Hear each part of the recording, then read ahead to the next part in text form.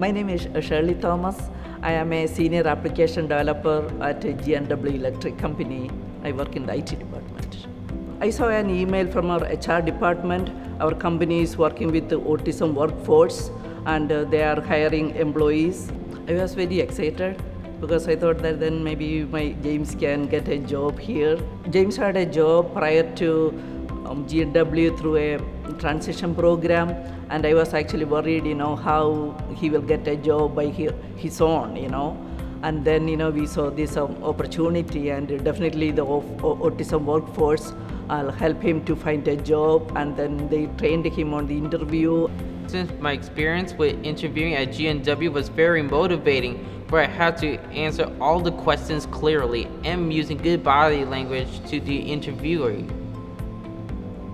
The G&W managers were great because they're always creative and they make me to become even more independent and motivated as they prepare me for my interviews at G&W.